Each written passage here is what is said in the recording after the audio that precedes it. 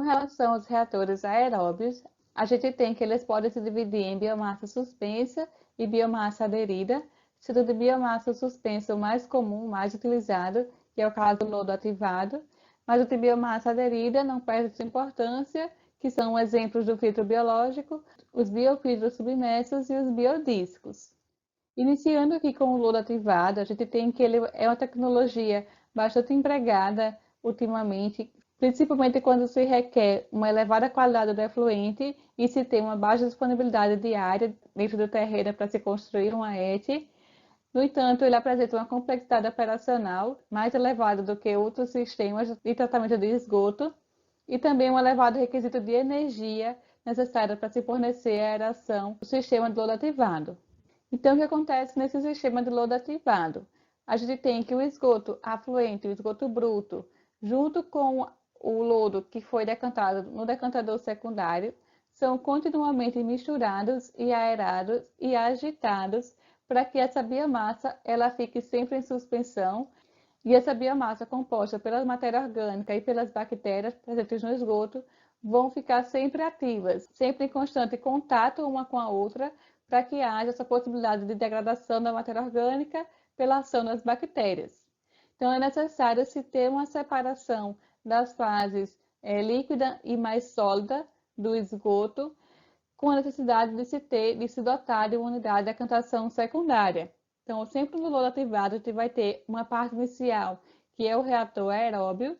e em seguida, esse reator aeróbio, um decantador secundário de esgotos. Esse decantador vai fazer com que a gente consiga separar a parte mais líquida do esgoto do lodo que fica sedimentado no fundo do decantador. Parte desse lodo que foi decantado no decantador, ele retorna para a parte do reator aeróbio para ser misturado com o esgoto afluente e aumentar essa biomassa que fica em suspensão no reator. Posteriormente, o líquido mais clarificado, ele é removido, ele é encaminhado para a unidade seguinte, depois de passar pelo decantador secundário. Uma observação importante em relação ao lodo ativado é que quanto maior a concentração de sólidos, quanto maior essa biomassa em suspensão no reator aeróbio, maior vai ser a eficiência de remoção da DBO, porque a gente vai ter o maior contato justamente dessa DBO da matéria orgânica com as bactérias do esgoto. Como eu falei para vocês, é necessário se ter um primeiro tanque de aeração, e esse sistema de aeração pode ser tanto por ar difuso, em toda a área do reator aerado, como também por aeração superficial, né? Se colocar aeradores na superfície do reator aeróbio para fornecer oxigênio e fazer com que haja esse contato, essa mistura da matéria orgânica com as bactérias presentes no esgoto. É importante também relembrar que no reator aeróbio, por ter presença de oxigênio dissolvido sempre presente nesse reator, nesse primeiro reator, a gente tem uma menor geração de odores, se comparado com o reator do tipo anaeróbio. Por exemplo, a ET da UFRN ela é um sistema do tipo de lodo ativado, em que há essa aeração constante do esgoto, e a gente não, quem está ali próximo à reitoria, por exemplo, que já pegou circular ali na próxima parada da reitoria, pegou o inverso, lotado. Não sei se vocês já chegaram a sentir um cheirozinho de esgoto sem tratado. Se não sentiram, ótimo, significa que a ET está funcionando bem, porque não é para gerar odor no reator aeróbio do lodo ativado, que fica ali bem por trás mesmo na parada da reitoria, onde se pega geralmente o inverso. Alguém com saudade do circular? Voltando aqui, a gente tem que essa biomassa no decantador secundário é separada da parte líquida do esgoto, porque essa biomassa tem uma matriz mais gelatinosa, em que é possível se formar flocos desses sólidos, dessa biomassa em suspensão, e a parte mais líquida do esgoto, mais limpa, ela segue para a unidade seguinte, geralmente pode ser dado já uma destinação final adequada, pode passar por filtros que vão complementar o tratamento. E da mesma forma que os reatores primários, a gente vai ter também um raspador aqui de fundo, de lodo de fundo, para encaminhar, através de bombeamento, esse lodo que foi gerado aqui no decantador secundário, de volta para o reator aeróbio. Parte dele volta para o reator aeróbio e parte pode ser encaminhado para o leito de secagem.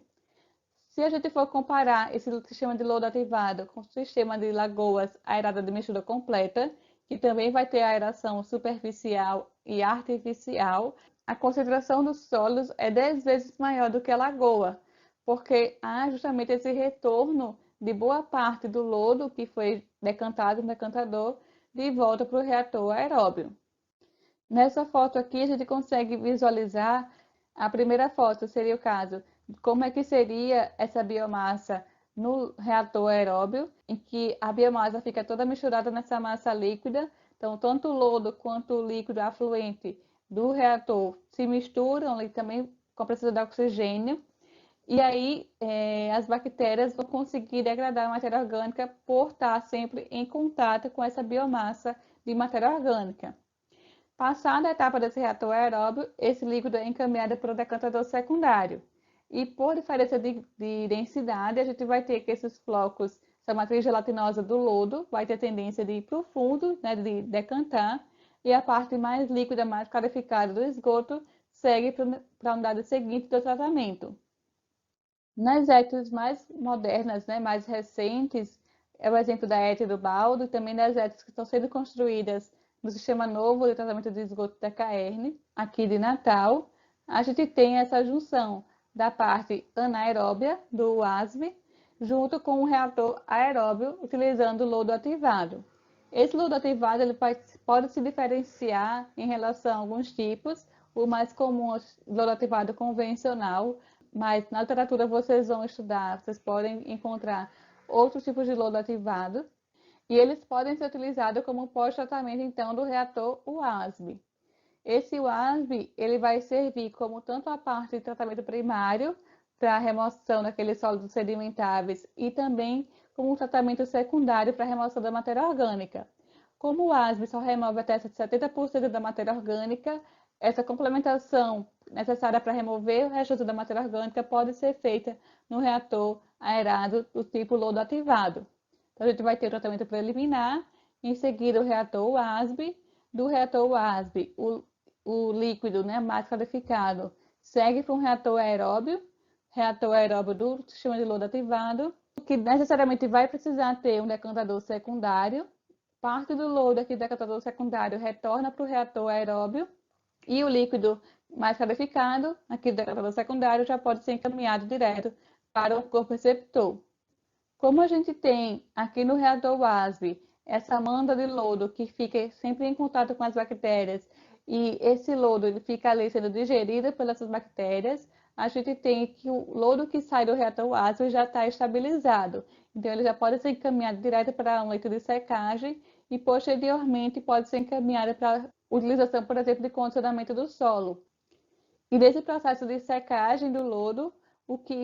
esse líquido que fica resultante desse processo de secagem, ele pode ser retornado para a etapa inicial do tratamento aqui preliminar, né, parte da entrada da ET.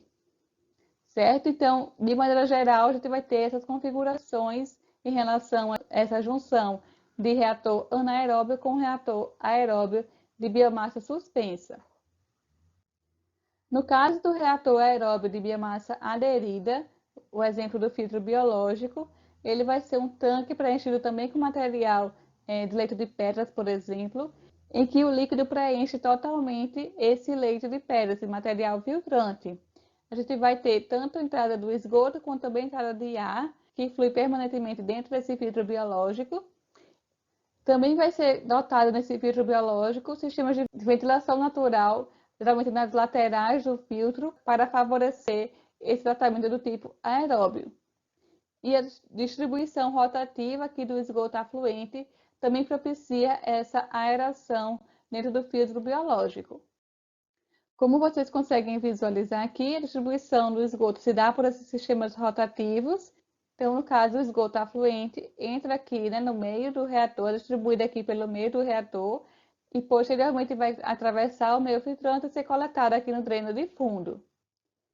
Esses filtros biológicos eles são utilizados também como uma unidade de complementação a outro tipo de tratamento. Então, a gente pode ter, por exemplo, o tratamento preliminar obrigatório, em seguida, né, uma decantação primária, já para remover boa parte desses sólidos em suspensão, esses sólidos sedimentáveis, e fazer com que haja a menor possibilidade de comatação do filtro biológico. e depois do filtro pode passar por outra unidade de decantação, agora decantação secundária, e aí sim o líquido mais qualificado ser encaminhado para um corpo receptor,